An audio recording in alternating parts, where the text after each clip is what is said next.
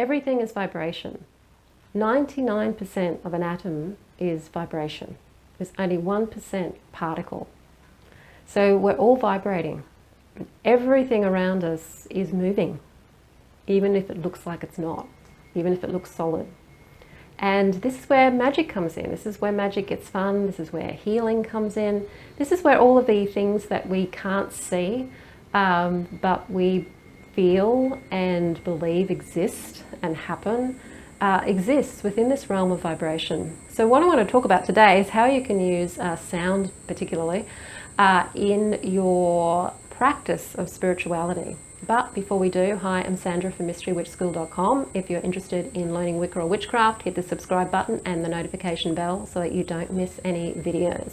So there's a lot going on around me sound-wise at the moment. There's the drilling, there's somebody using one of those electronic leaf blower things going on. So I don't know if you can hear it. I hope you can't, but just in case you can, it's the neighbours. And it's vibration and it's sound. If you live in a city, you're probably used to hearing sounds everywhere all of the time. If you live in Australia, you're probably used to hearing the cicadas and the crickets all of the time. It's never quiet here. And sound is everywhere, and it's the vibration that is probably one of the easiest things for us to understand in regards to vibration, because we can feel the vibration. I used to live in a suburb that was near some army barracks, and every so often the army would decide to go somewhere in their big tanks, and they would rumble along the main road, and everything would vibrate. The ground would vibrate, the house would vibrate. It was like one big rumble of vibration coming from the tanks. And I remember listening to that as a child and just being astounded by how I could feel the sound, that it wasn't just something I could hear, which is also to do with the vibration, but also I was feeling it in my body, feeling that vibration coming up through the ground. So the ground was vibrating in response to the sound of these big heavy. Sound's used a lot in healing. People work with sound healing, singing bowls, crystal bowls are great for sound healing, and working with vibrating or encouraging the vibrations in the energy system to be vibrating in harmony in some way. We work a lot with sound healing with the chakras. I've just recently done a video about the sacral chakra and did a little bit of sound healing and that for the sacral chakra as an example. And we can use vibration in magic. So when we're doing spells and we're saying the spell, or if we're doing mantra and we're raising energy through using mantra, we're using vibration to raise the energy in the spell. And it's an easy way to raise energy is just simply through saying what it is that you want to say. Speaking into an object. So if you're charging a talisman or even a petition or a candle or anything that you're charging, you can also speak your intent onto the object so that it's vibrating with what it is that you're saying. So you're transferring your vibrations and getting it vibrating with your intention through your words. Words are very powerful because they come from the voice, which is vibrating energy.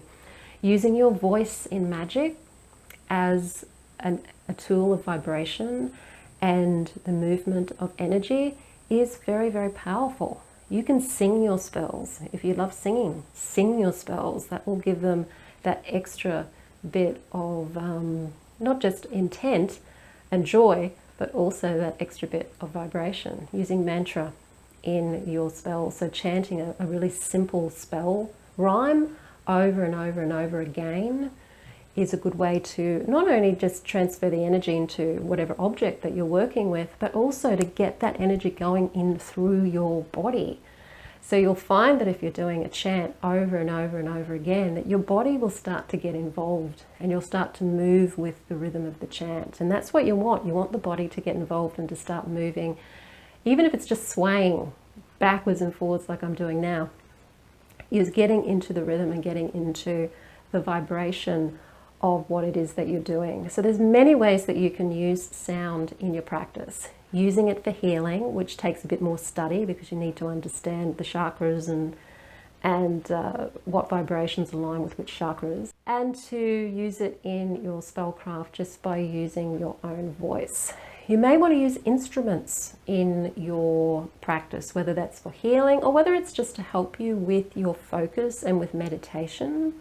You can use an instrument if you play music in some way, even if you just have a recorder. One of those little Descant recorders that you can pick up from a music store for $20.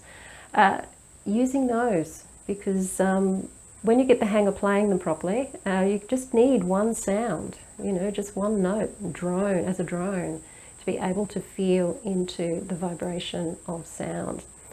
I'll give you another demonstration of sound because I've got my new toys and I kind of want to play with them.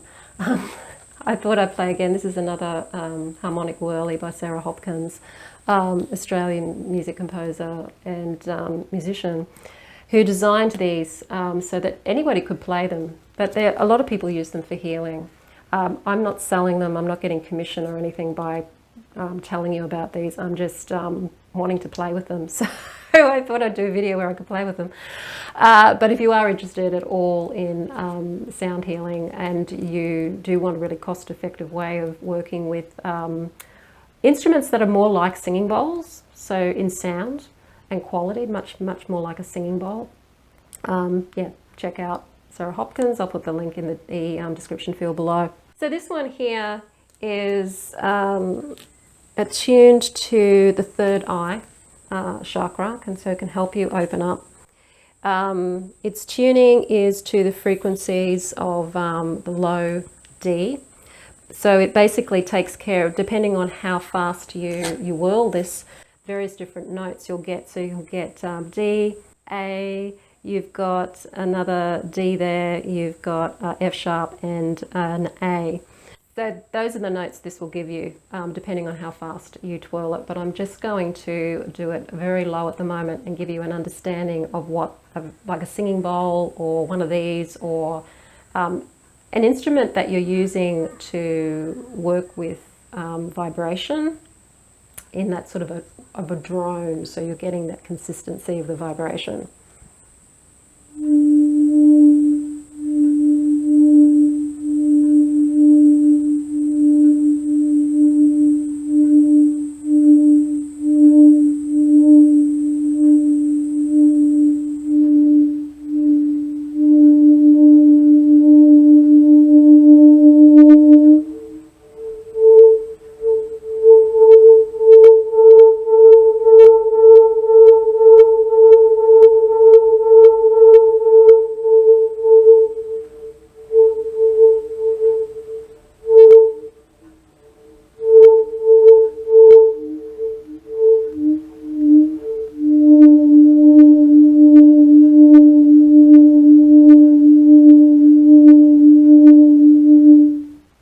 While you're playing an instrument or even just listening to a recording of an instrument, like a singing bowl or a whirly or whatever, when you just allow that vibration to go in and out of your body, which is what it's doing, you can really feel into it. So you don't have to think about anything, you don't have to see anything. All you have to do is just allow the vibration to do the moving for you. If it encourages you to want to move with it in some way, then certainly go for it. But if you're doing healing work or spell work with the sound, allow the sound to carry the spell, allow the sound to do the penetrating, and your intent while you're doing it. Now, I didn't have actually any intent doing that. I was just basically moving with the sound.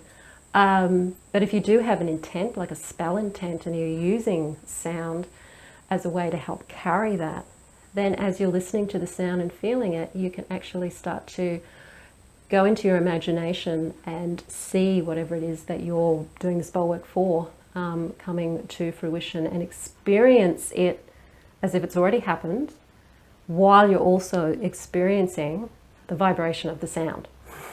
So that's a way that you can use sound in your magic and in your healing work, and the beauty and wonder of sound, which can be as simple as your voice. So use your voice in your magic. It's something you can take with you everywhere you go. You don't have to pay for it. And even if you feel you've got a yucky voice, don't worry about it. It's still vibration, and it is still carrying the vibration and a way of carrying your intent as well. So If you like the video, hit the like button, share it with your friends. Don't forget to subscribe. And if you're interested in any of the things that I do, whether it is a free video or any of the courses that I do, take a look in the description field below this video. There's quite a few things there that you can take a look at and learn from. I'll see you on the next video. Blessed be.